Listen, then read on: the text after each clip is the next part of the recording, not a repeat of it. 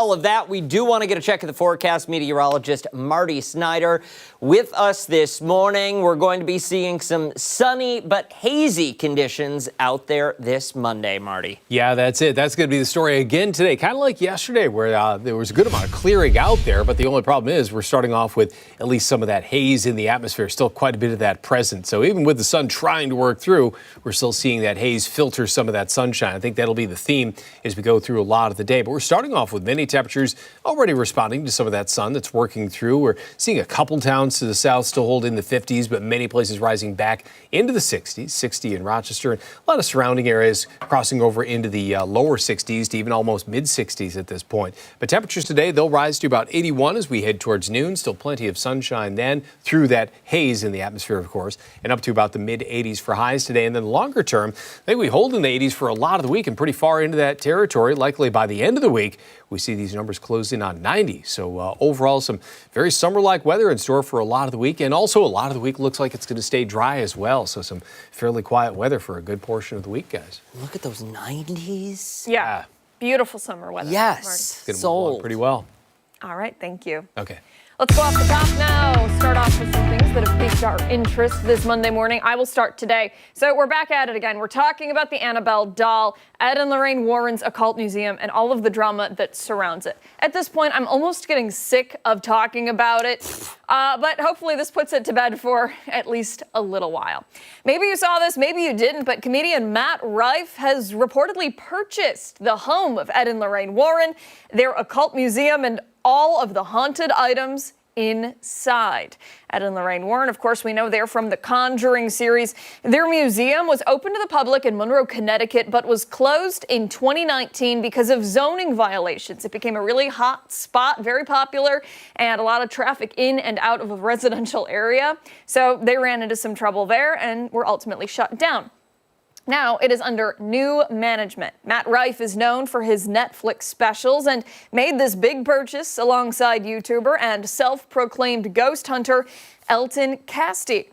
The exact price tag here is unknown, but we can imagine that they paid quite a bit for the doll and for the property too. Rife made the announcement on social media saying he is obsessed with the paranormal and that the Conjuring films are his favorite scary movies of all time. He called it an honor to take over that property. Along with the new purchase will come new plans for the Occult Museum. So Rife said he plans to host overnight stays and museum tours so visitors can really get an in-depth look at all of the terrifying things that are responsible for countless nightmares and the things that go bump in the night. These two will be the legal guardians of the museum's entire haunted collection, including the Annabelle doll. They will hold this title for at least the next 5 years. Other items include an organ that can play on its own, a conjuring mirror, and also a shadow doll, of course, along with the one, the only, she's right there, Annabelle.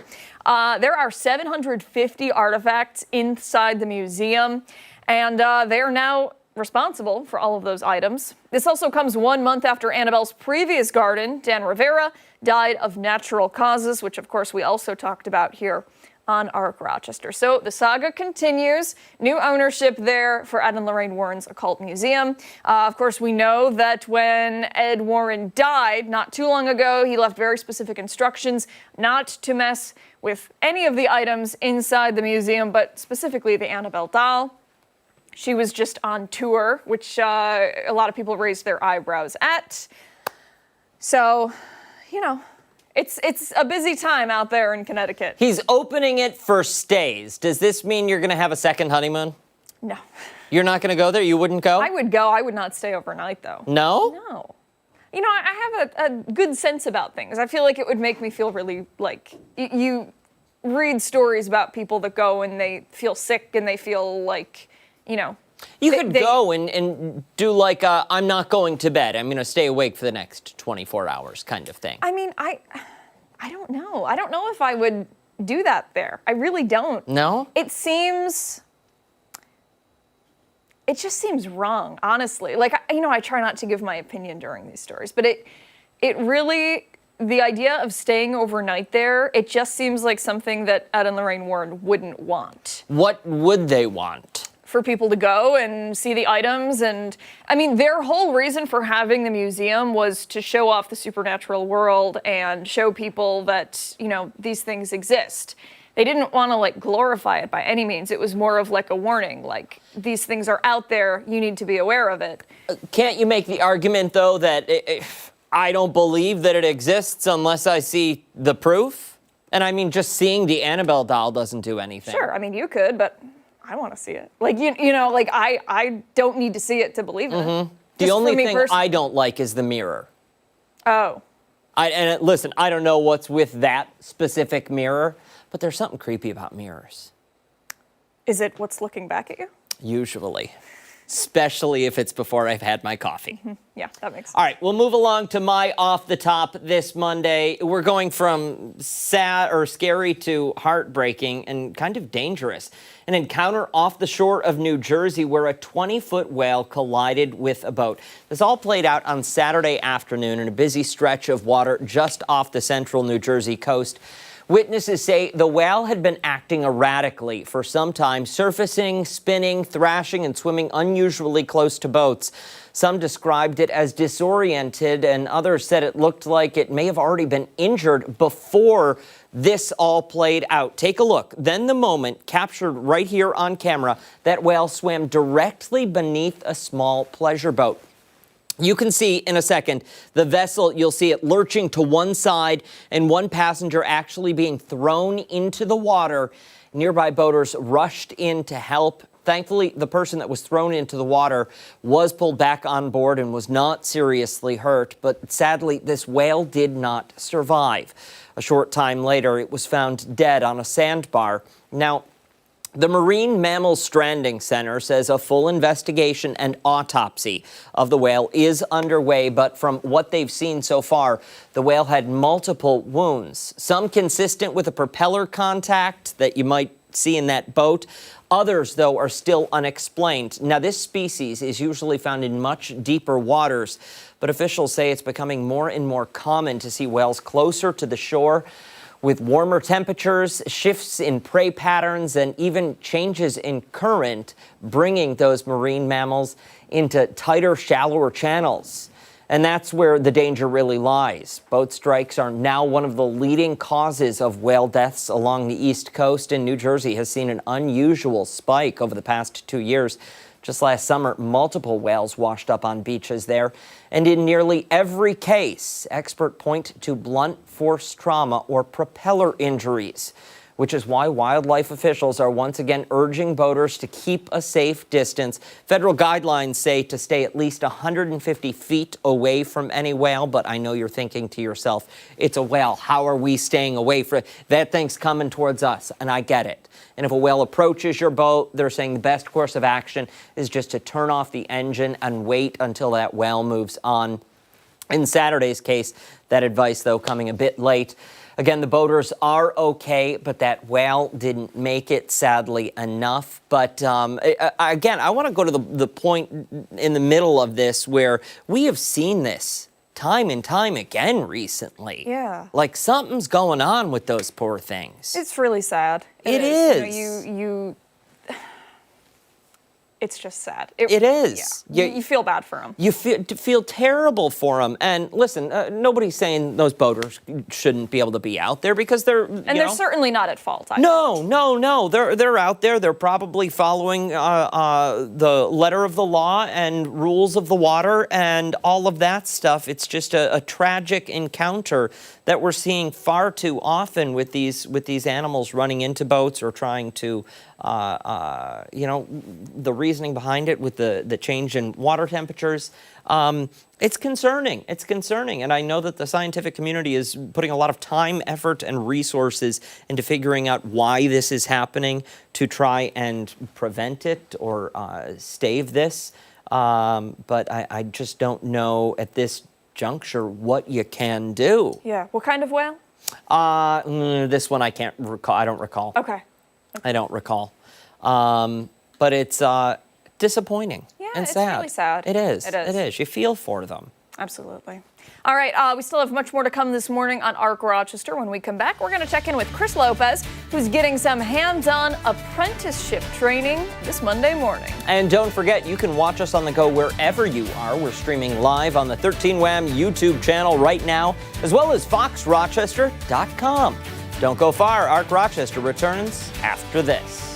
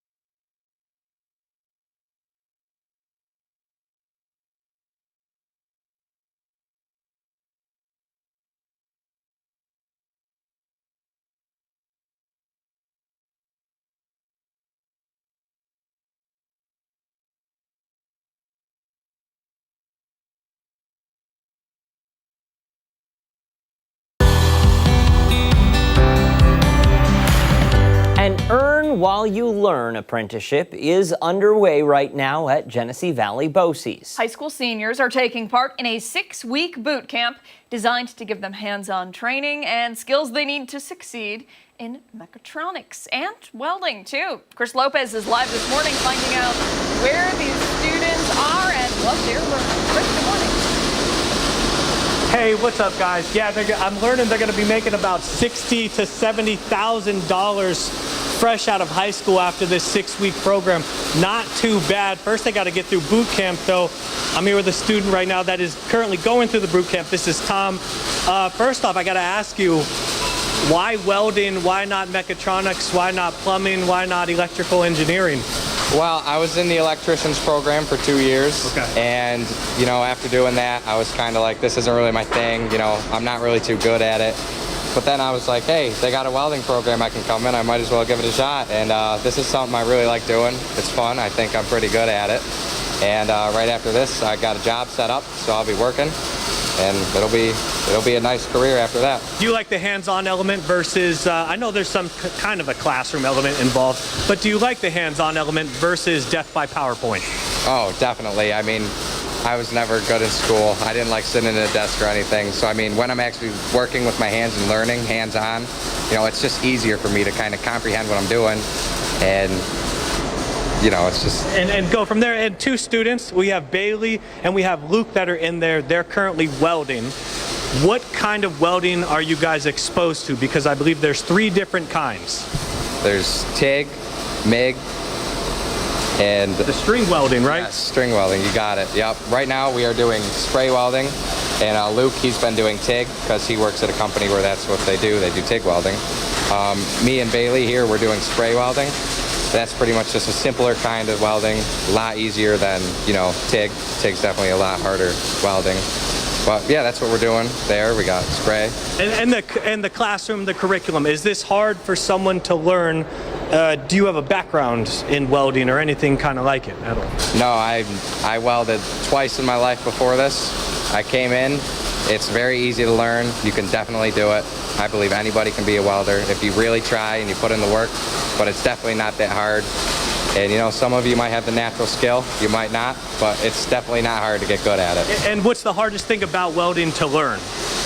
Put your visor down before you start the arc. Yeah, I learned that too. The easiest rule to follow is don't look at the light no matter how cool that light looks. I caught a little bit of it in that live shot, so I'm moving around so your body will be blocking it. Yeah. Now, Luke and Bailey are in there, and you guys have kind of worked on a project. Yeah. And you have is that the blueprint right now that you guys are working on? These are entry welder performance qualification welds. We are building a couple of these in here. They're pretty simple projects. You know, you just try and get them done. You have a certain time frame. You know, some of them might be a day or two. You know, one might be a week. They vary because, you know, there's definitely different levels of blueprints that you could be doing. I mean, this one right here, this is probably a 2-day project because, you know, you got to cut, you got to grind. And then one like this one right here, little simple project. You know, there's not much to it. Very easy to cut out all the parts out, and it's very easy to weld together. So. And for kids, right, they're out of school. They're going to return to school in a few weeks right now, so they may be watching right now. Right. College is a big thing. Trades are a big thing. What would you tell those kids that maybe not have thought about something like welding, the trade, mechatronics, welding, electrical engineering, may have kind of the itch to get into it, but are a little bit hesitant? Well, I would say if you're hesitant to get into welding or anything else you love, just go for it. Give it a shot. You know, you might like it more than you thought. I didn't think I'd like welding, and now I'm loving it. I'm having a great time. So yeah, just do what you think's right. Just give it a try. No harm in giving it a try. Just do what you want. That's all I got to say about that. And I want to hear, hey Luke, if you can hear me. Luke, can you come out here? I want you guys to show me your project that's over here. You guys have been working on this, and it's kind of a mosh posh, essentially, of certain things you guys have been working on. It looks like a house to me, but what is it to you guys? This, you know, this is kind of just where we throw all our old projects. Actually, right here on the bottom there, that is actually what this was. My friend Bailey here, he built that up. And then after that, you know, we just throw our practice welds, the first welds of the day on there.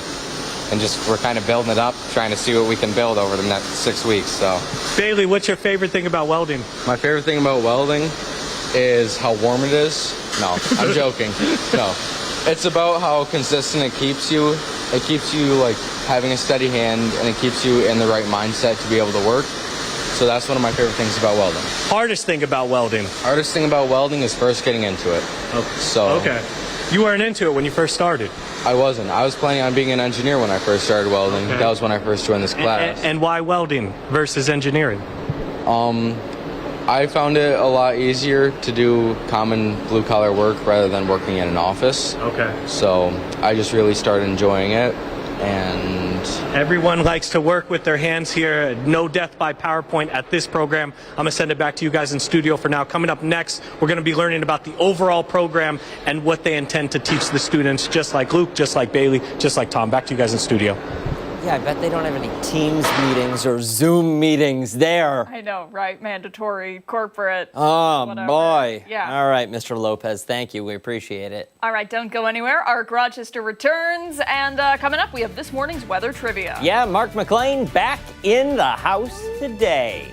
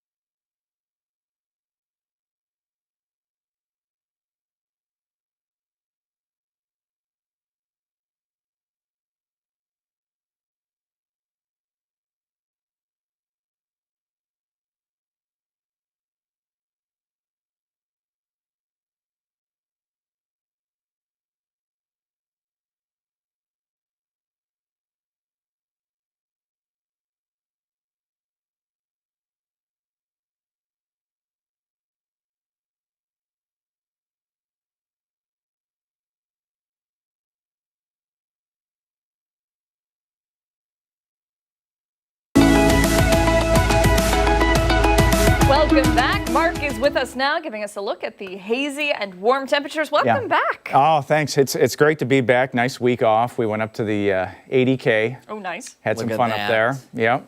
Had probably got a little bit too much sun, you know. Yeah. I hear you're photosensitive. Yeah. Well, I was before I went. And now? So now extremely photosensitive? Well, I don't know if I'm as photosensitive anymore.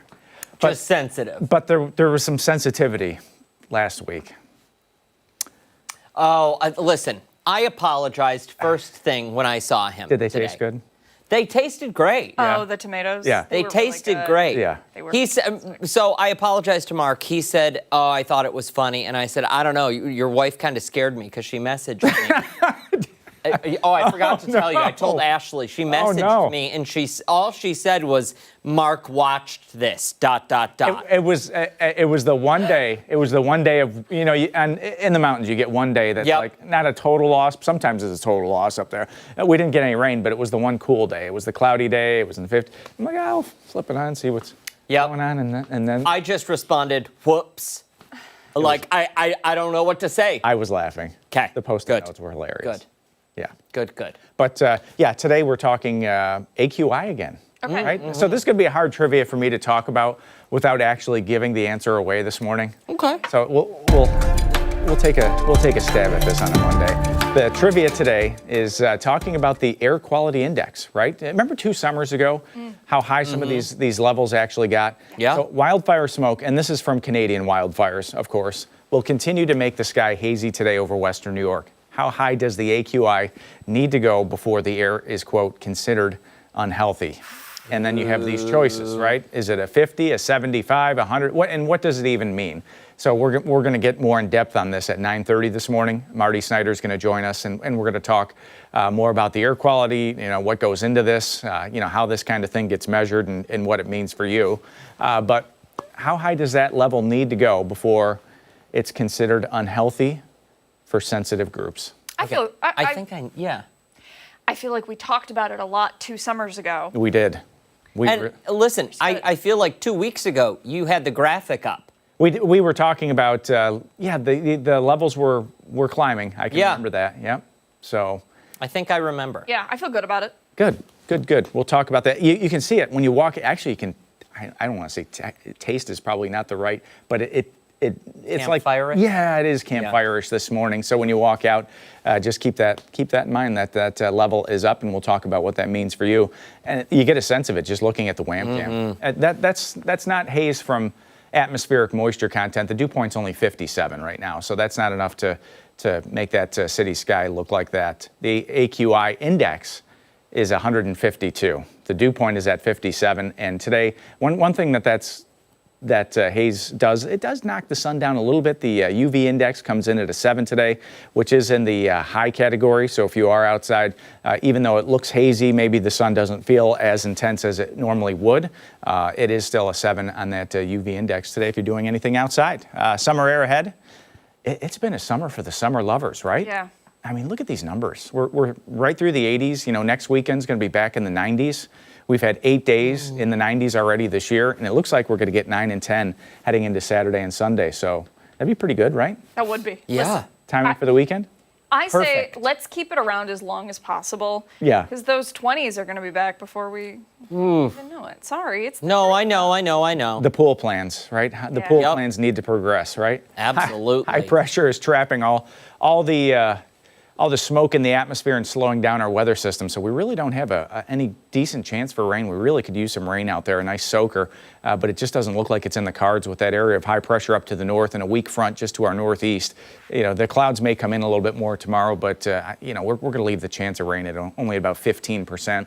86 today for your high temperature. You're going to want some air conditioning by this afternoon. We're back in the 60s again overnight tonight with that hazy moon out there, low 60s, the east breeze 3 to 8 miles per hour, so not a lot of relief there. But 7-day forecast has upper 80s for both Tuesday and Wednesday. There's the temps back in the 90s by next weekend. But it's warm to very warm, and some would say 90 is hot. but the dew points aren't going to be quite as high in this stretch of weather as they were in some of our previous periods of heat. You get the dew point in the low to mid 70s, and it feels, a lot hotter than it actually is outside. Yeah, this is like dew points in the 50s and 60s, so it might be a little bit more comfortable. Question about that haze, and I'm sure you guys will go into much greater detail coming up later on, but just looking at that wham cam shot. Because it's how high up into the atmosphere? Is it the jet stream that's bringing that smoke? Yeah. Oh, yeah. So the very large fires up in central and northern Canada. So the jet stream transports it down. The problem is high pressure is just putting a lid on it. It's just trapping it. Not letting it go. Yeah, just not letting it mix out. So what you need is big change in air mass. You need a cold front to sweep through. You need some kind of transition to push the smoke out, and we're just not going to see that. Yeah. It's kind of a bummer because when I think about summer, I think of like hot sun, like beating down. But you can't complain about it too much as long as you're staying safe and you're not exerting yourself too much with the haze. Yeah. And you brought this up last week or the week before. At the very least, nothing's been canceled so far because of this. Hasn't been that kind of heat good. With temps in the upper 90s to near 100. I think the warmest we got was 94. We had 94. Was that?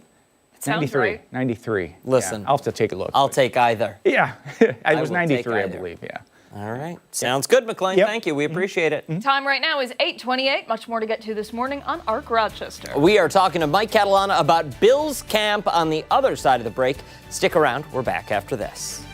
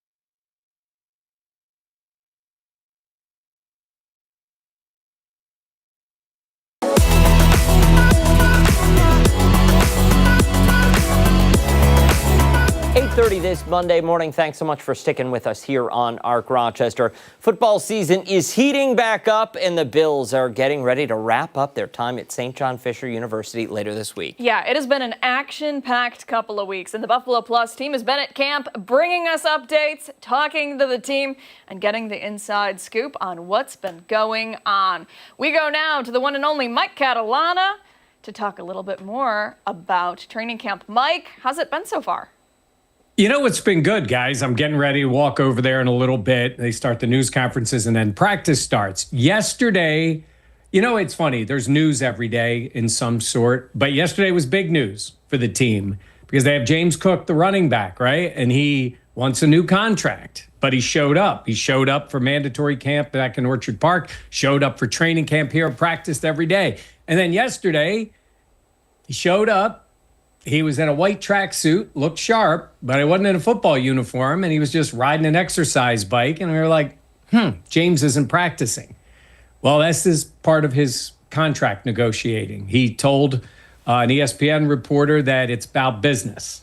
And he and the Bills have been in some form of negotiating about a new contract. So, guys, this would be what they call a hold-in the NFL. He's at camp. He's participating in the meetings and being with his team, so he doesn't get fined, but he's not playing football. In about an hour, we'll see if he practices today. I don't think that's going to happen, but we'll see what happens when we go to camp today. Mike, can I ask? Yeah. With this type of thing, when you go into contract negotiations, you often hear the term, it's not personal, it's business. Is this something that is pretty common? Do you think it's something that the people up at the front office are going to take personally, or is it just kind of like, that's just how it goes? Great question. This does go on. It's never happened with Brandon Beane since he's been the general manager. They've never had any sort of hold out, hold in with players. They already signed multiple players from the draft class that James Cook was in. Khalil Shakir and Christian Benford and Greg Rousseau, all of them, well, he was from a different year. All of them got their contract extensions. James Cook did not, because they couldn't come to an agreement. So Beane was on a Buffalo radio station this morning, Brandon Beane, the GM, and he was like, it's the first time I've ever had this. And I think they take pride in taking care of players, getting deals done, and not having this sort of circumstance. It's going on around the league, too. In Dallas, there's a situation like this with Micah Parsons. There's one going on in Washington. That's been the situation in Cincinnati. So it goes on around the league. But the Bills have been kind of immune to this, so it is a little different. And the question now is, how does it play out? Because right now, again, no fines. You're not losing any money. That would change once we got to the regular season. Well, Mike, what is the answer to that question? How does this play out? How will this play out? And do you think we could get away with this? Can we just show up in tracksuits tomorrow and read from iNews rather than in the studio? Yeah, no one wants to see you in a tracksuit, okay? No, the funny thing about that is this is the odd circumstances. Now, the difference in this case is, once the regular season comes about, if you don't show up, or if he were to leave camp, he gets fined a heavy amount per day. So he said to us before, I like my money. I have no problem with him liking his money. How's this going to play out? To be honest with you, Dan and Abby, I've said all along, I don't think they're very close on a deal. Now, there was one report saying that maybe they had gotten closer. Brandon Beane did not sound that way this morning. Sometimes we're surprised. They don't talk about it. Then the next thing you know, they announce a deal. I think it works out that he plays for the Bills this season and then moves on. Now, I'm saying this to you guys now. It could be totally wrong, but I think it's sort of heading in that direction. He has a value that he believes he's worth. The team isn't there. I don't know if they will move up. I don't even know if this hold-in impacts what the Bills do. But right now, I'd say it's sort of a standstill. The other guys will play. Beane said we're approaching it almost like an injury. The next guy, like Ray Davis, and Ty Johnson, they just play more. But James Cook's a really good player for them, was really valuable to them last year, scored 16 touchdowns. Like, they're a better football team with James Cook. But I don't know how this plays out. Eventually, he's going to play here or somewhere. I don't think they're trading him, but it'll be something to watch it all play out. Do the other players hold a grudge, though? Because, the whole thing is you got to be a team player, right? If you're going to show up, why can you not have those talks and still practice? I'm going to tell you the little secret that people don't like to say. The players want to get paid.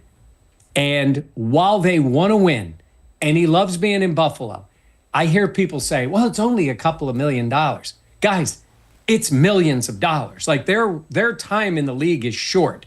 They all want to get what they believe they deserve, and they have an opportunity to do that. Does he want to be in Buffalo? Sure. He's from South Florida. The truth is, and I'm just saying this, maybe he wants to play in South Florida. Maybe he wants to play in warm weather. Like, I don't know. Right now, he wants to get paid. Look, the other players, like, they will say, you'll hear them say, we love Jimbo. That's what they always say. We love Jimbo. We love him. I think they do, but they understand it's about a man and his money in this league.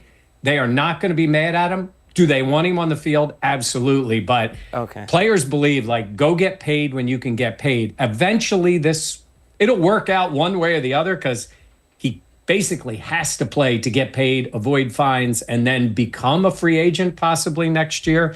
But I don't think the other players get mad at him. And other guys are going to look at it as an opportunity to play. Yeah.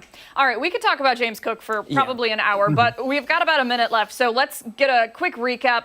Training camp wrapping up this week. Give us an overview. Like, how is the team looking so far? I know hard to tell just from the couple practices and then the event that they had over the weekend, but, you know. Yeah. Here at Fisher, all they have left, today's a practice without all fans. There's some like sponsors and few people today. It's more of like a closed practice today. Then they're off tomorrow. 2 more practices here. I would say the overall theme of practice is it's been hot, and I guess it's going to get hotter today. And they've had a decent amount of injuries. Like Khalil Shakir is what they call week to week. And they've already lost, Max Hairston. Hopefully he's back soon. He's limping around out on the field. So that's not good, the number 1 pick. So it's been injuries and the heat. Fortunately, none of the injuries are season ending. And the heat will eventually subside. This is Western New York. It has been a good camp, but there's been some issues, including now this with James Cook. So good, not great because of the other things outside of football. By the way, Josh Allen looks great, so let's start with that. And that's always the first thing with the Bills. Absolutely. Listen, what do you guys have coming up on the podcast this week? I know last week you guys had the man himself, Brandon Beane. Nice little sit down. Yeah. Any big names swinging by the homestead this week? Well, we'll see what ends up happening in practice today. I'm sure we're going to be talking about that. We have put up a video every day that the Bills have practiced, and then we had the interview with Brandon Beane.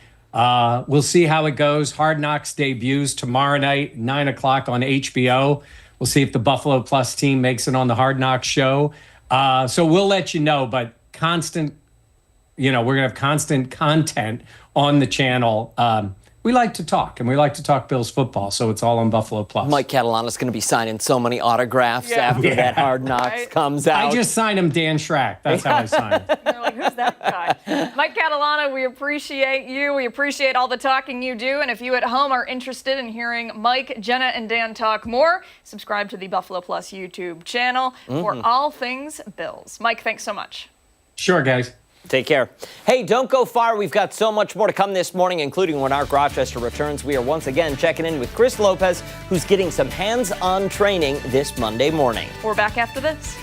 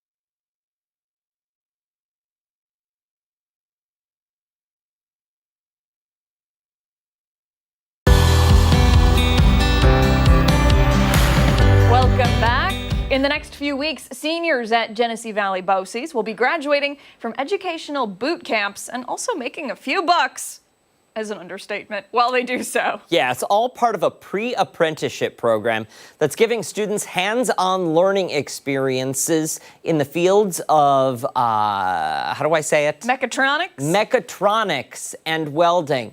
And Chris Lopez, listen, I need you to give me a full definition of mechatronics. Mechatronics is a multi-disciplinary thing that combines like computer science, electrical engineering, hands-on engineering, you name it. They're learning it here at this program, and they're making a few bucks while doing so, like you said that. Now, the key question is here's how do you apply what you're learning here in the real world? Well, the connective tissue to that is RTMA, and the guy that's responsible for that is Rich Turner. I like what you said when I was starting to talk to you, connective tissue. These kids are gonna take this program 6 weeks or so, and then go out into the real world and make quite a few bucks. Exactly. So we set up this program where these students are going to be in class 6 weeks in the morning. They're going to work those afternoons at a job site, put some money in their pockets, get about 96 hours of education, and then get about 120 hours paid on the job experience that they're going to take with them and the opportunity for a full-time job upon completion in a couple of weeks. How important is it for them to stay here in Western New York? Because it's kind of like being drafted by a team, getting really good in your rookie year and sophomore year and saying, guys, I'm taking a lot more money, I'm going to the Lakers. Well, there's a lot of money to be made in Rochester, too, and that's the best part of it. Because when you're in the greater Rochester region, we got a lot of companies that are expanding, we got a lot of companies coming into the area, and a lot more opportunities where we're going to see, over the next 5 years, opportunities for young people. We got places that are expanding in Bergen, we got places that are coming to the Stamp area, and out here we got, places coming in Monroe County and surrounding areas where welders, mechanical technicians, machinists, there's going to be a need everywhere, and there's going to be a lot of high-paying jobs. And a lot of kids that I've talked to this morning talking about the cash. They said, I said, why welding? And a lot of them essentially said, look, man, this job pays really well, and I don't want a lot of college debt attached to a well-paying job. But there's an economic boom that comes with people making a lot of money, especially if they stay here in Western New York. That's a good domino effect out of this program, right? It's a great domino effect, and the best thing about this is these are registered apprenticeship opportunities, and registered apprenticeship is higher education because we have grants that are paying for the education part of it for these students. So if they become an apprentice, they become a journey worker within 4 years, and they get no debt education, become an expert in their field, and basically walk out with a college degree with $0 of debt. And then what companies are these kids going to go out and eventually work for? So we got several companies in the region. Worked with great members like Oxbow, worked with Tambi Electric, we worked with for the welding. We worked with Graham, Oxbow, Gorbel. We've also had other places like Norterra, Lap, and then Barilla Pasta too. Barilla Pasta, they've done our program. We worked with Norterra Foods. HB Hood actually has an apprenticeship program in Batavia as well. And we work with a ton of companies in Monroe County that are doing the same thing. What's the future of this program? Future's going to be bright. We're looking to expand it to more training opportunities year-round through the RTMA. And we're looking to keep this program going our first year of welding, fifth year of mechatronics, so that we continue to grow them. Because every year they grow a couple people by a couple people, but then we get more businesses in as well. Thank you so much, Rich. Thank you for your time. Thank you for making this free for these kids. That's absolutely incredible. And like I said, they're going to make the big bucks. They're not going to have any debt. Like the college degrees, you're getting out of college sometimes with 50, 60, 70, 80K. They're not going to have any of that. And when I say Barilla Pasta, they're not going to be making pasta. They're going to be helping with the machines that make those pasta. And they're going to be making a lot of bread while doing so. Guys, back to you in studio. This was a fun morning. Always got to integrate food. I'm not mad about it. No, but it makes us hungry now. Those kids, their future is bright. I'll tell you what. Absolutely. Yeah. All right. Stick around. When Arc Rochester returns, we are heading into the kitchen. We're back after this.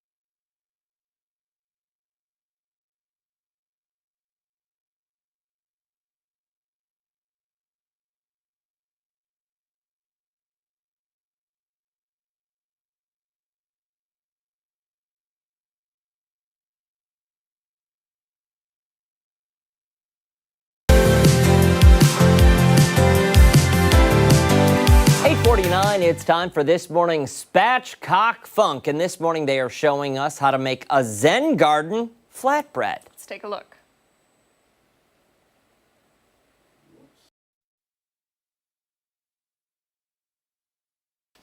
Well, close your eyes. Yes, Well- imagine a Zen garden flatbread. I'm seeing like a nice piece of naan Yup. with sand and one of those little rakes. Yeah.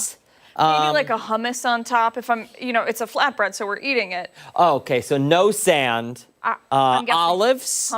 Hummus, olives. maybe broccoli. Ooh, a little bit of broccoli or arugula, some spicy arugula. All right, well, let's go to commercial break, and maybe when we come back, we'll have Spatchcock Funk.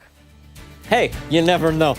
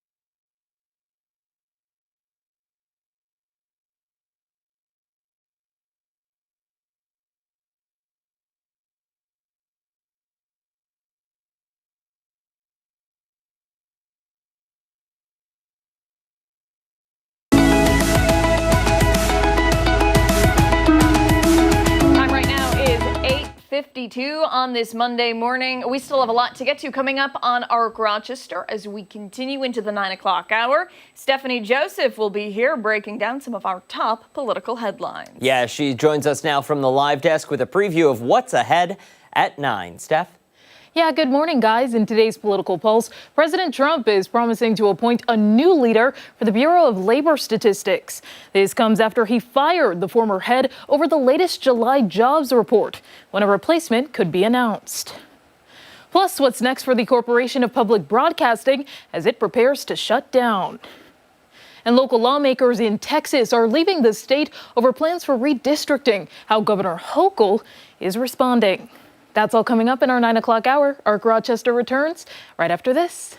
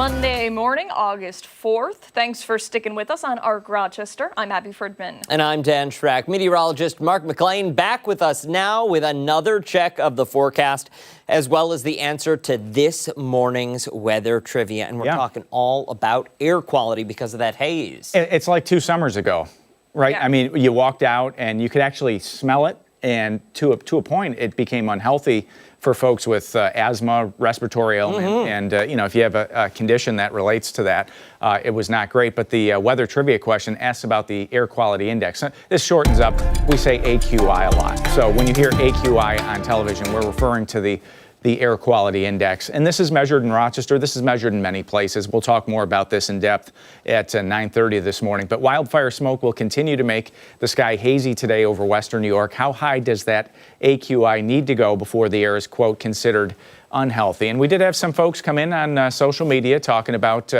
what's right. And hey, look at this. Joe, Barbara, Cheryl, Janet, Iman all had C. And I think we talked about this in pretty, in length a couple of summers ago. So you want to start the week off right? Is this a softball question? Like home run, smack it out of the park, slow ball, slow pitch here? No, listen, unless you are an avid watcher or you pay attention to all of the meteorological graphics or you're checking the AQI with any sort of regularity, I don't think so. But Taking a stab? C? Yep. It is C. I have a question. Yeah. Are there different levels? Like, is it unhealthy is like really bad, and then there's just like kind of unhealthy and sort of unhealthy? So 100 would be a level where it's unhealthy for sensitive groups. So again, that would put you into the, do you have allergies? Do you have asthma? Do you have some kind of respiratory ailment? Once it gets up to 200, that's where, even if you're relatively healthy, you may start to experience a few minor symptoms if you're exposed over a long period of time. So, the best thing you can do, just kind of limit your exposure a little bit. There's really no way of, quote, getting away from it. It's an everywhere deal. So when you go into the supermarket, or unless you're in an environment that has air filtration of some kind, it's kind of tough to get away from it. So, but it is one of the 5, quote, pollutants that is measured by the DEC, and this one is called particle pollution. And we'll talk a little bit more about that coming up at 9:30. But the air quality index right now is at 152, that AQI. So that's in that range. That's unhealthy for sensitive groups. But once you get up to that 200 threshold, and that's where we were a couple of summers ago. We had levels that were in the 200. I believe we actually went higher than 300 at one point. I'd have to take a look back at the record on that, but it did get up there. That'll be tomorrow's question. Yeah.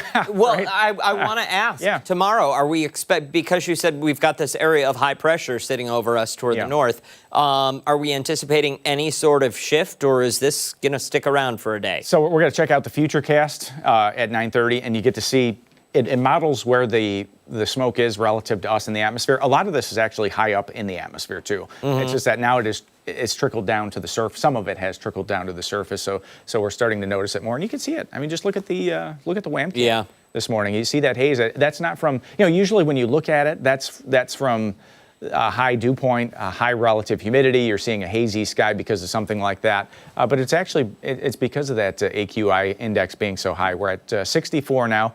And that haze icon is indicative of the current atmospheric condition. Air quality health advisory for all of western New York today. And again, that's issued from the New York State Department of Environmental Conservation. And we'll keep you posted. I think we're going to be there again tomorrow if this is getting to you. Dan was just mentioning that area of high pressure to the north, and it's just kind of putting a lid on this.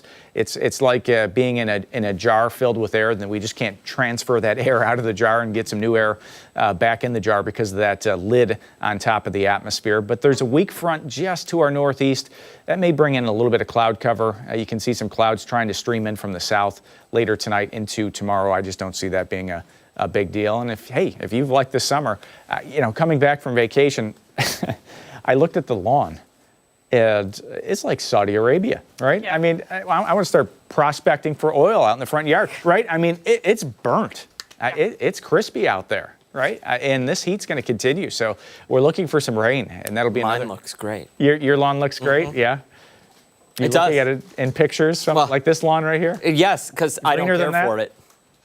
Well, we have to keep the lawn healthy for the tourney, Dan. Yes, for the 85. Dan Schrack Invitational coming up in September.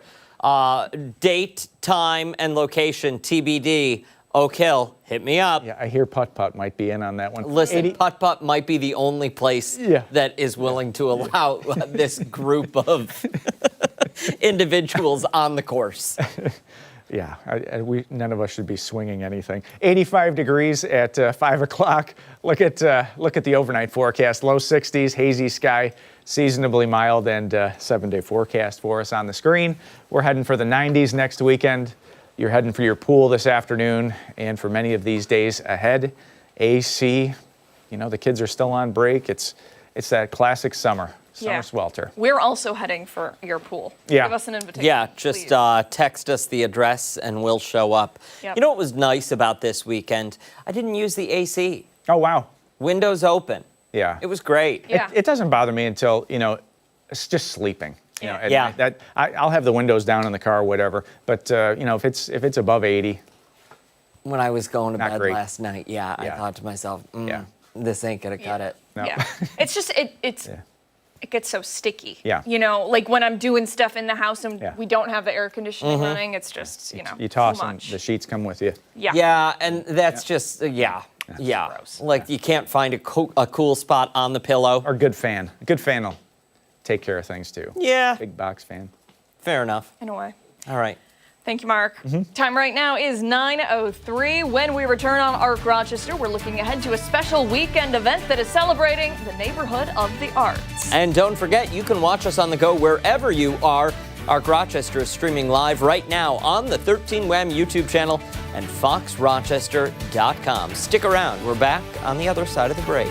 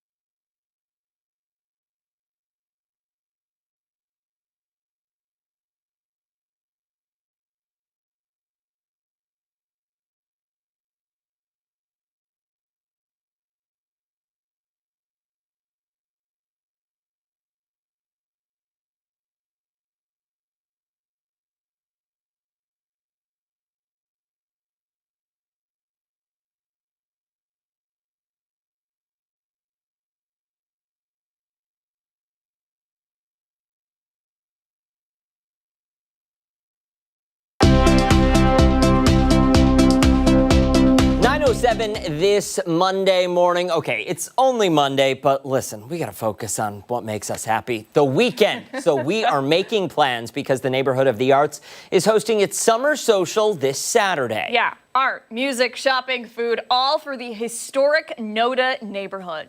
And here with a little more about it is Chris Fanning, the president of the Neighborhood of the Arts Business Association. Chris, we were laughing about it earlier this morning. Dan came into the makeup room and said, "Is it Friday yet?" Because we are looking forward to the weekend. And people at home should look forward to it also because you have literally everything going on this weekend. Yeah, it's going to be a big day in the Neighborhood of the Arts. So from 10 to 5 is our official time.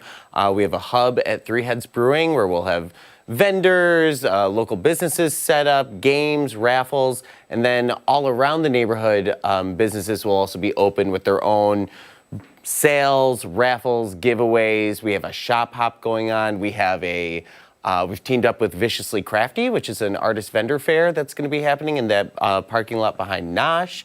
We have Walking for Rochester, which is a Clean Up Your Community initiative starting at 11. You can help us clean up the neighborhood.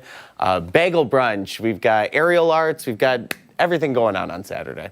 Where do you come up with the ideas I mean, it's Neighborhood of the Arts, so it's already a creative district, but it feels like it just comes out of the woodwork there. Yeah, we're really lucky to have the community of neighbors and businesses that we have in Neighborhood of the Arts. People are looking to share their creative outlets and what they're doing and support each other and collaborate. So this weekend's a real joy for us on the side of planning it and also for the community, for people who come out for it.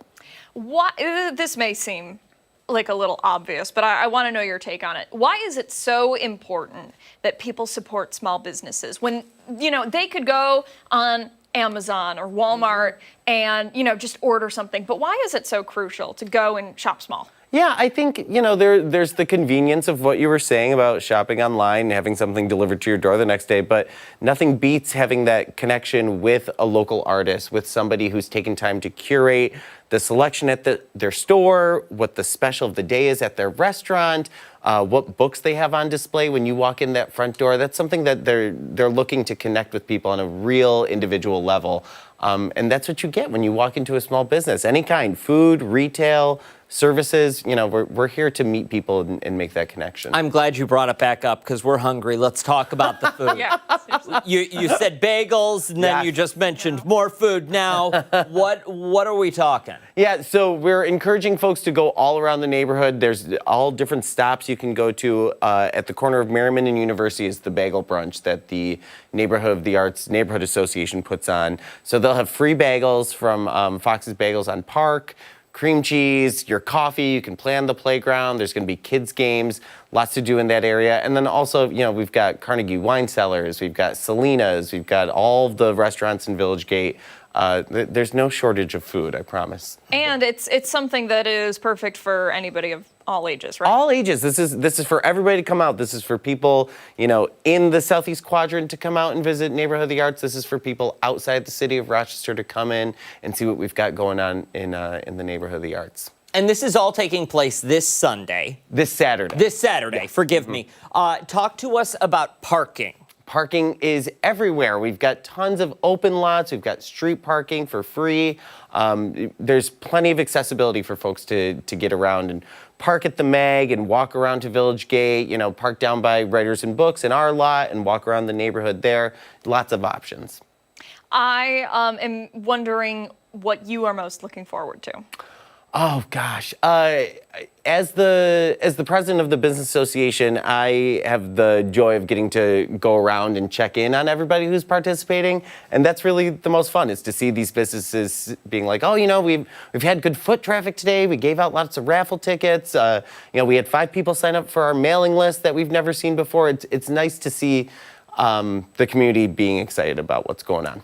How many days in advance before an event like this do you say, okay, you know what, idea that we can't execute this year, so I'm putting this one in the back pocket, but next year we're going to do X, Y, and Z? Because I feel like it just gets bigger and better. Yeah, we'll be doing that right up until 5 o'clock on Saturday. Yeah. Saying, oh yeah, next year we'll do this. We'll collaborate with you on this. You know, those things just pop up as they do. And I have a wonderful board that I work with, and they'll be writing all of the stuff down as we're coming up with it on Saturday, and it'll go right into the planning hopper on Sunday when we start. I know we only have about 30 seconds left. Are there any hidden gems that you think this store, this restaurant, doesn't get enough attention that you want to give a little shout out to? We have a list of all of the venues who are participating on our website and on our press release. I guarantee there's a new business you are unfamiliar with, one you didn't know was in the neighborhood of the arts, that will have its doors open. You can go check them out. I'm not playing favorites. Fair enough. Very diplomatic. Thank you so much for your time. We appreciate it. Yeah, thanks for having me back on. Time right now is 9:13. When ARC Rochester returns, Steph will be here breaking down some of our top political headlines. Stick around. We're back on the other side of the break.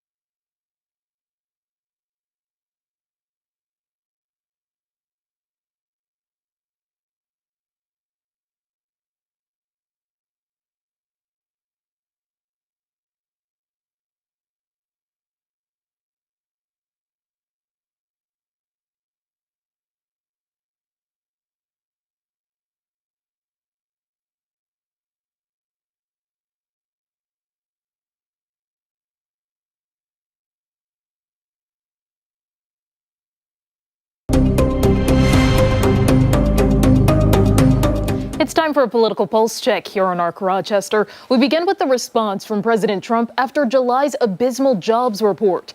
Now, Trump said Sunday a new commissioner could be announced in 3 or 4 days. This comes after he fired former Commissioner Dr. Erica McIntyre over July's employment numbers. Now, the report said employers added more than 40,000 jobs fewer than expected.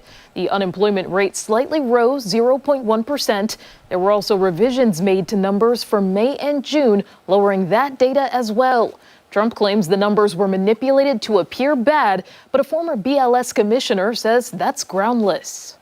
We had no confidence. I mean, the numbers were ridiculous, what she announced, but that was just one negative number. All of the numbers seem to be great. Suppose that they get a new commissioner, and this person, male or female, are just the best people possible, right? And they do a bad number. Well, everybody's going to think, well, it's not as bad as it probably really is, because they're going to suspect political influence. So this is damaging. This is not what we need to have. It's unclear who will be appointed next. In a post on Truth Social, Trump said, quote, "She will be replaced with someone much more competent and qualified. Important numbers like this must be fair and accurate. They can't be manipulated for political purposes." Well, in case you missed it, the Corporation for Public Broadcasting will be shutting down. That announcement came on Friday, less than 2 weeks after President Trump signed a bill gutting the corporation of $1.1 billion in funding. The organization was approved by Congress back in 1968. The CPB gives grants to local radio and television stations, including PBS and NPR programs. Now, it'll cut most jobs by the end of next month. The president saying, quote, "Despite the extraordinary efforts of millions of Americans who called, wrote, and petitioned Congress to preserve federal funding for CPB, we now face the difficult reality of closing our operations." A small transition team will be in place through January 2026. Officials say they will help local stations handle the budget adjustment, but many face shutting down too. We have reached out to WXXI to learn if this will impact them.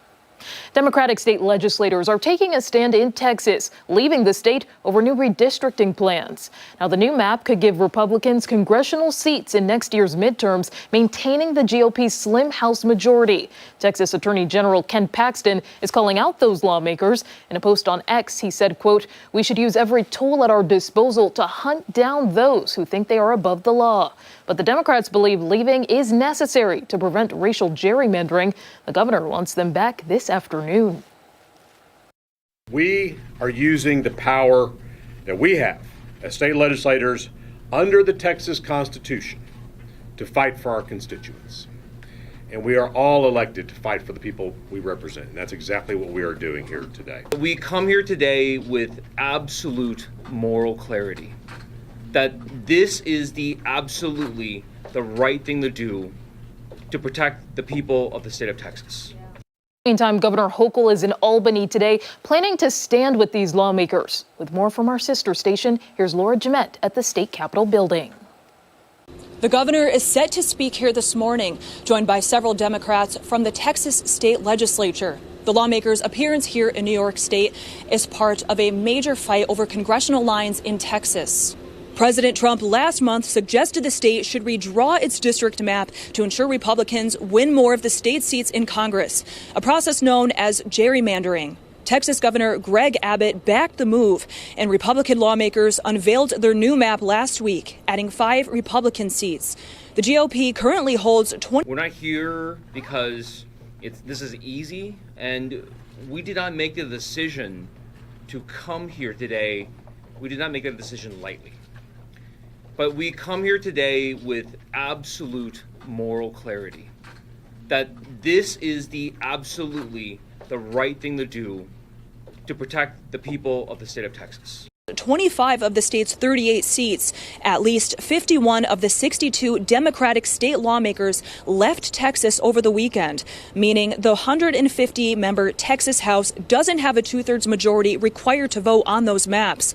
Many Democrats headed for Chicago, where they spoke with the governor of Illinois Sunday. Governor Greg Abbott has threatened to remove them from office if they do not show up for a scheduled debate on the maps today. Other Texas Democrats are in Boston.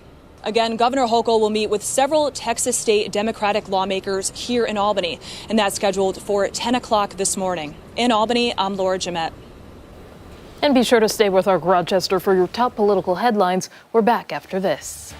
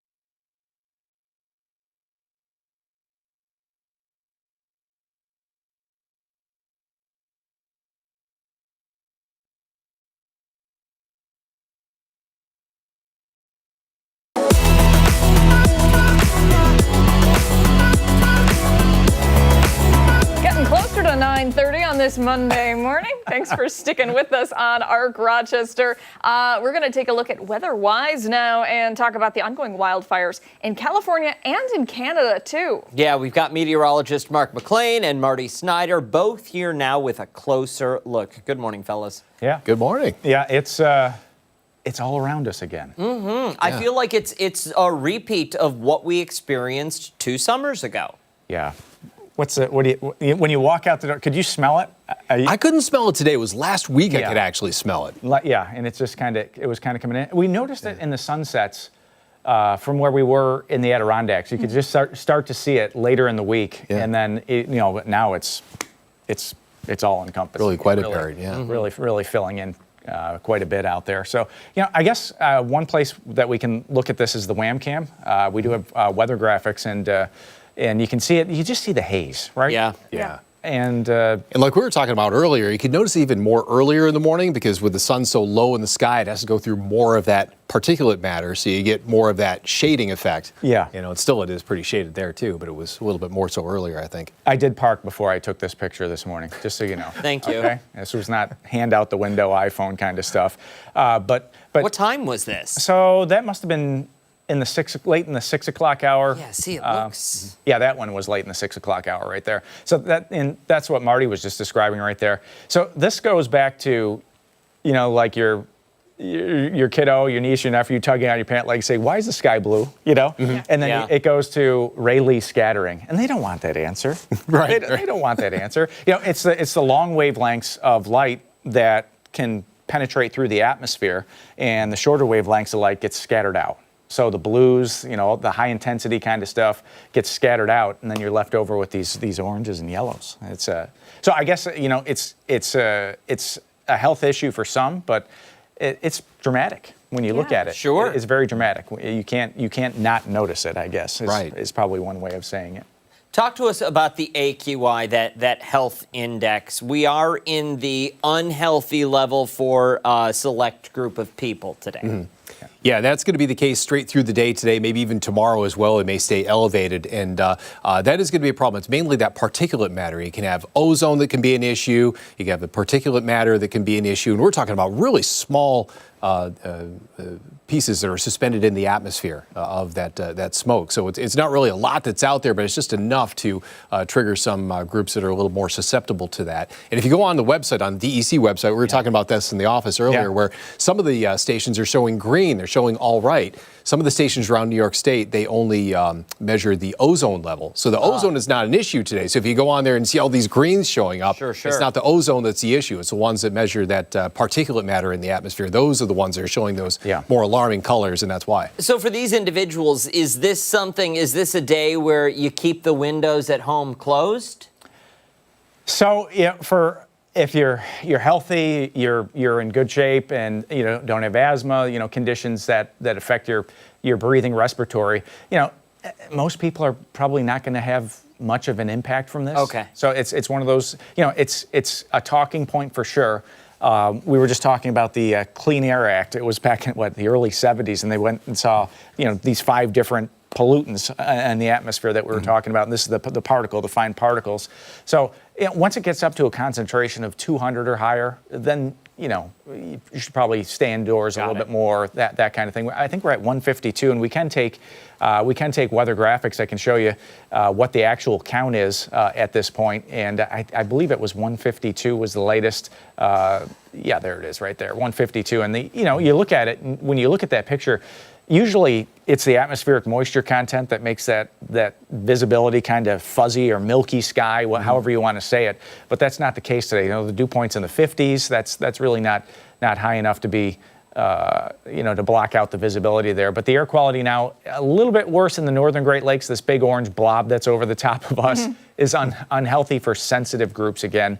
If that goes to the next level down red, that means that we get into that next category, which would be 200 or higher. So we're just not there yet. And when you look at the air quality index, we did have some 2 summers ago that did get into that unhealthy level, okay? And right now with that at 152, not the case, but an air quality health advisory nonetheless in effect for all of Western New York today. I think this actually stretches out for all of New England. It goes downstate. It's all good over area, the place. yeah. It's not. The part that really gets me is, everybody sat next to a bonfire before, and you watch the smoke rise from that, and then you have to envision like how much of the forest is actually on fire, thousands of miles away, to make our sky hazy in Western New York, and it's mind-boggling. Well, to make the sky hazy across New York State and through New England. Yes. Yeah, You know? right. Yeah, And you yeah. think a lot of these fires, it looks like, from what I was tracking, a lot of it's right up on the Ontario-Manitoba border. So we're talking about way up in Ontario province, about as far away as you can get from us. Yeah. That's a source region for a lot of this. Yeah. Where you can actually see the fires burning on the satellite view. And I'm not sure, is this natural? I didn't get too far into the weeds on this. We studied the atmosphere. We didn't study, what's causing it,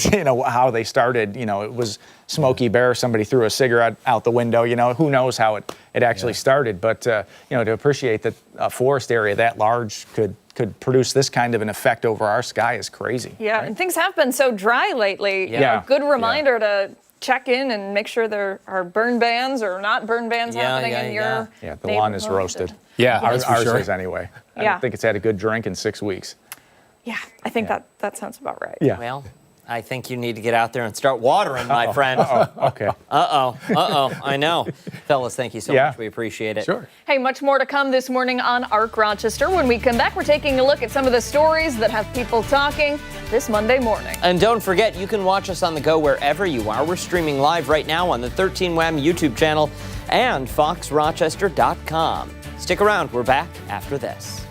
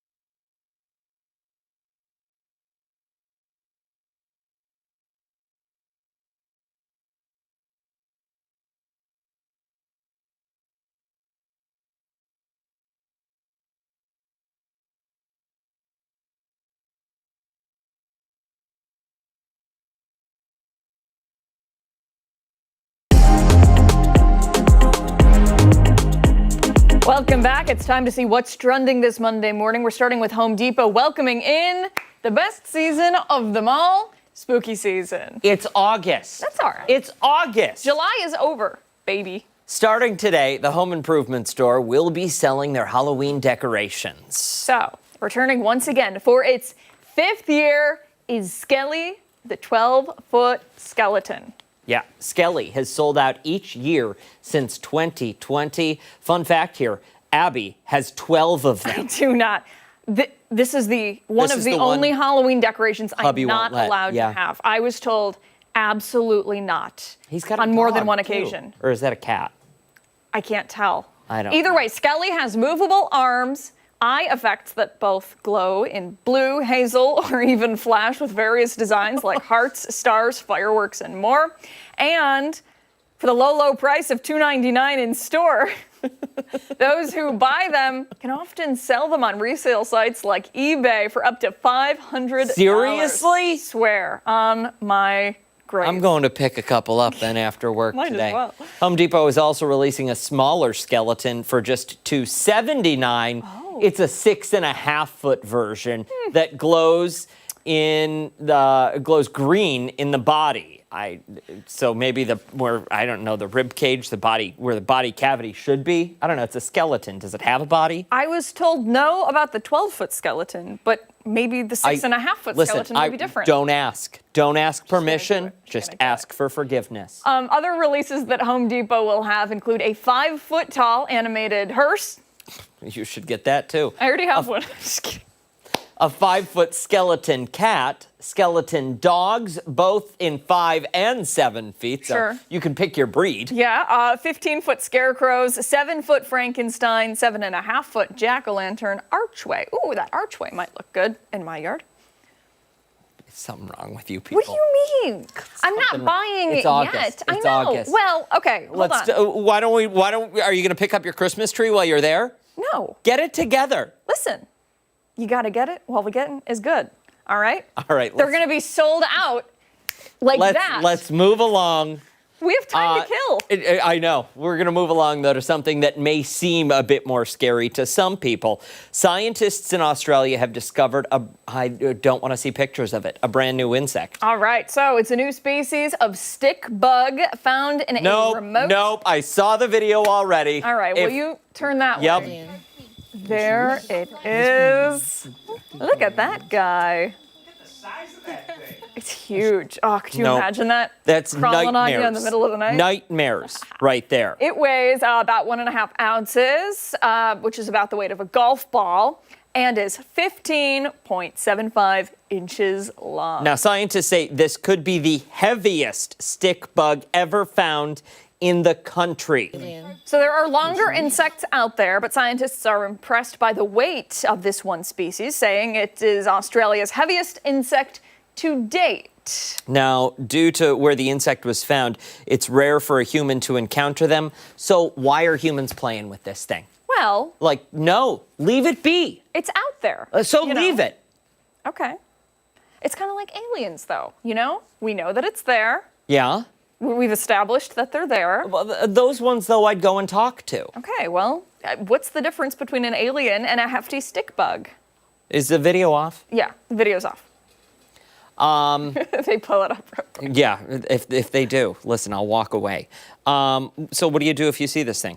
What do I do? Yeah, Probably nothing. You're just out there having your good day. Where is it? Like the woods in Australia? That sounds like if I'm out there, I've got bigger problems. That's one of my issues with Australia. That's one of I would love to go there, but you want to really? I was talking to somebody online the other day, is saying, listen, I don't know where to visit. Travel expert, travel guru. Okay. And I said, my serious issue is the bugs you guys have. Like you've seen those videos of people getting in their car, they're sitting in the driver's seat, they're going, 90 miles an hour, kilometers or whatever they do there, and they've got like those spiders that are like as big as your hand in the car. Yeah. No, that's death. I'd die. Well, Heart attack and then crash. I guess Australia is not the place for you. Yeah. You know, there are other places you could go. There are. With less bugs. All right, we'll move along to a crazy story out of Spain. They've got less bugs. An unnamed mother and father allegedly abandoned their 10-year-old son at an airport after realizing they didn't pack all the child's necessary travel documents. What? This is horrible. All right, so according to the report, the parents were unwilling to miss their flight and they didn't want to cancel their vacation. So they decided to leave the boy behind at the airport terminal where a family member would eventually and hopefully pick him up. So the boy went to the police and told them his parents took off on the plane and just left him there. The explanation that was given to authorities was that the child was traveling with an expired passport and needed a travel visa to get on the plane. People were shocked, to say the least, about this. Many beyond upset that the parents would do such a thing. Yeah.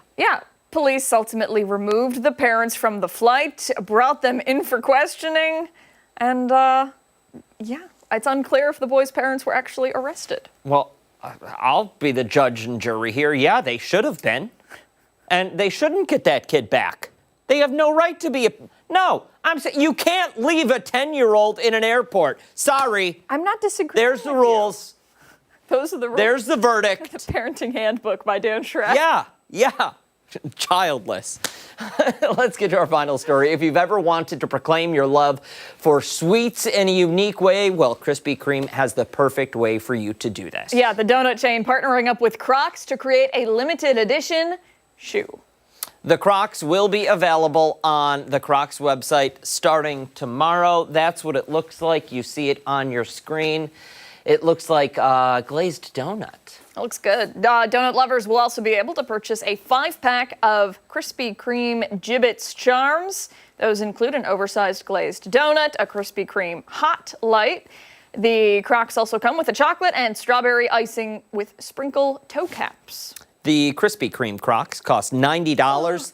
The Gibbets just $20. Or you can take that $110 and put it in your Roth IRA. Or send it to us, 4225 West Henrietta Road. I have a friend, my friend Jamie, who watches the show sometimes.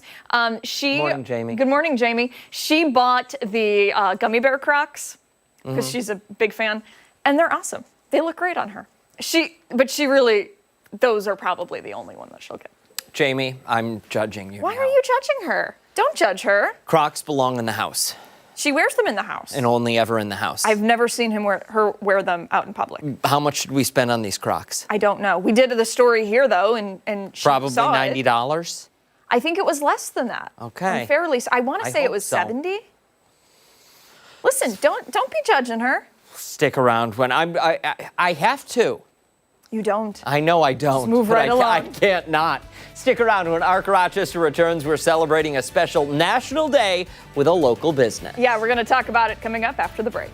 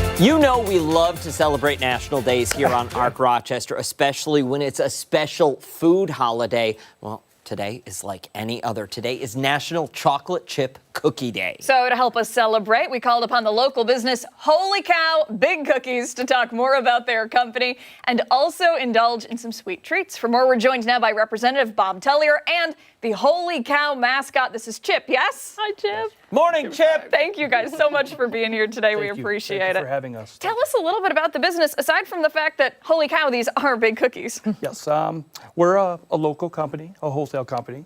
We're out of Arundequoit. And yeah, we make these we handcraft these cookies. How long have you been in business and how did you get your start? And whose idea was it to make cookies the size of people's heads? Well, that was John. But we were in festivals. Mark's putting them in his pocket. Public market, we got started. I've been doing about 10 years, John. The public market. That's yes, a really, yes. That's an interesting way. So did it just kind of start out of a kitchen and you said, these are so good, we should just get a little it started license at to do like that? I said, just go to the public market and then we just started like that, you know, and then. Awesome. Talk to us about the display. What do we have here? Because we have chocolate chip, right? But you also have, I think, everything else you can imagine and then some. Yes, candy explosion. The kids love. Kids like this. We got over the moon. We got peanut butter explosion, peanut butter, and then we even have brownies as well. And then the cowabunga. What is the cowabunga? That looks interesting. It looks amazing. It's two cookies. We had double chocolate and regular buttercream frosting, and we just put it together. I don't know if you can get those on and camera, too. they go very, very well. Yeah. That's they excellent. look incredible. They do, yeah. And so I'm sure you can't give away the recipe, but I want to know, how is it that you get every single cookie to turn out perfectly? Just hard work. Yeah. Just hard work. And we're, like I said, work in the kitchen. Yeah. Commercial kitchen. And that's basically it. Really can't tell you anything else. No, I imagine you have a great team, though. Yes, we do. Yeah, there's about 4 of us, and, and we, just go ahead and pound away. And There's only 4 of you? Sorry to interrupt. No, that's okay. Yeah. How does 4 people make so many cookies? Just getting there in the morning early, and just doing it too. Do you have a favorite? My favorite is the candy explosion. Okay. Yes, I do. This one's the candy With explosion? Yes, right there. Yep. That looks interesting. And what is in this cookie? Chocolate chips, sprinkles, vanilla chips. Oh, it's all in there. Yeah, it's all in there. Yep, it's an explosion. Yep. Cream, too. Wow. Yep. Yeah. Jeez Louise. Okay, for somebody sitting at home saying to themselves, okay, listen, I'm not looking to open my own bakery, but how is there a secret to making a good chocolate chip cookie? Just at home.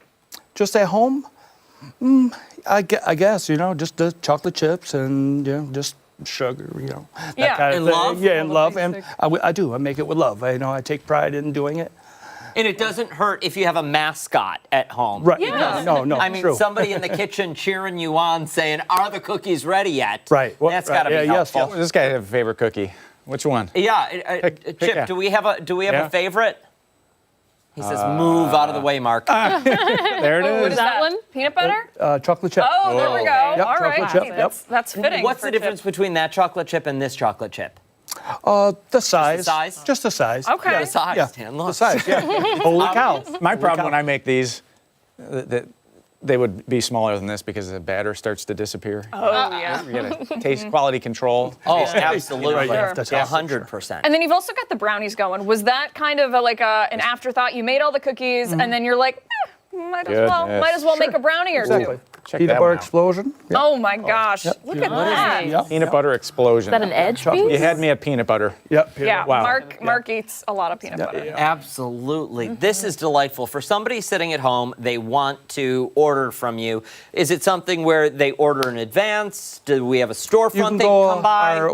We don't sell it to the public. We're a wholesaler. Okay. So, but we accept to the public, I should say, that where you can come and you can just place the order online, and then we can deliver it to you. Oh, delightful. Can you imagine stepping out every morning and seeing a box of fresh baked Would cookies? not be mad about it. Not at all. We've got a space in the break room that I think one of these would fit perfectly. I was thinking we could just wheel the entire display into the break room and set up shop in there. Team effort. Yeah. What is the website? Where can people go to learn more about Holy cow, that's a big cookie.com.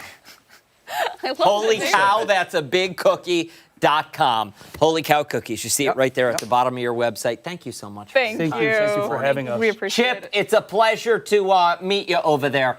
Thanks for the sugar high later. Got to get back to the farm. Thank you again. Thank you. All right, don't go anywhere. When ARC Rochester returns, our final thoughts this Monday morning. We're back after this.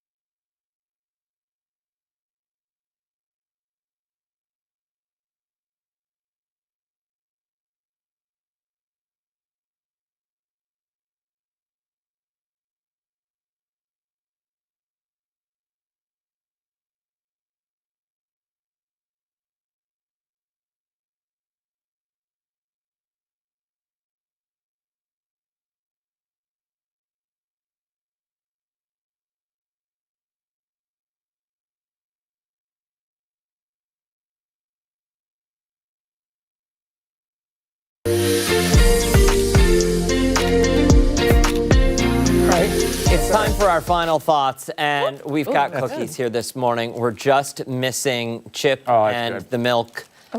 Is Chip still in the... Chip, come back in here. We need about a gallon and a half. We need to borrow an udder.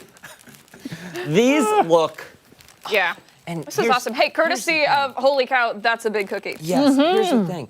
And they're like, they're not, the text. Super soft. This tastes like about who's 45 eating minutes what in the right gym. now? This one is the peanut butter explosion. It tastes like what? About 45 minutes in the gym. That's peanut butter you're all eating the same one right now, right? Mhm. Okay. It's got the, is it Reese's It's Pieces? very good. Okay. All right. I'm glad you enjoyed that one. Yeah. Now I need you guys to try this one. I'm looking forward to that one. Okay. This is really good, though. I've just been told that we have more time to fill, so we have more time to eat cookies now. So just bring out more cookies. Yeah, so just keep grabbing them. Hold on, I'm not even done with this one yet. Just sorry. Give me a second. Give me a Okay. second. Okay. Sorry. I'm trying to rush you guys. The chocolate chip in honor of today is right there. Okay. Yes. We Oh, did I wanna mean, try. open that. If you want to start on Is that it? one, Steph. Okay. Go for Chocolate it. chip Just a. cookie day. Yeah, that one's Like just legit? Is that a legit good old deal? chocolate. Thank you. Okay, and see what I like about the Over the Moon, it's got white chocolate chunks in there as well. Yeah.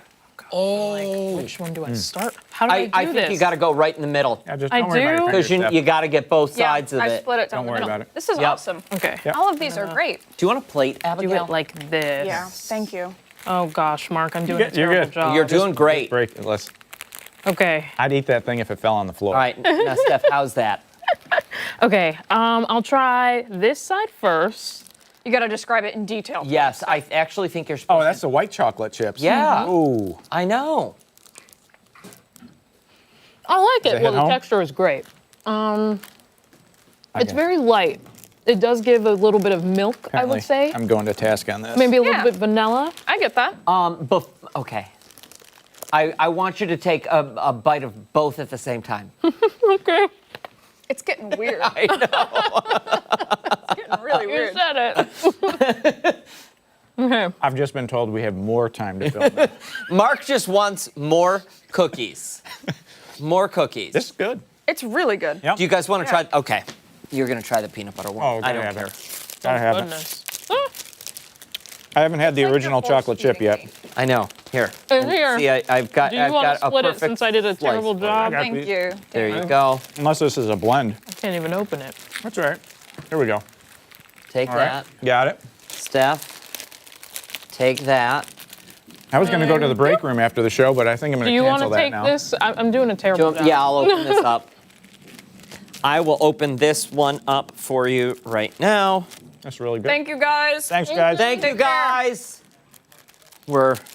We are going to town here with these cookies. Okay. What I like There we about go. this is There the you peanut are. butter Thank you. isn't super overpowering. And I love a I'm- peanut butter cookie. They Yeah. smell so good. Thank Yeah, you. good. That does it for us here on ARC Rochester. Make sure to wake up with us again tomorrow morning, starting at 4:57 over on 13 Wham ABC.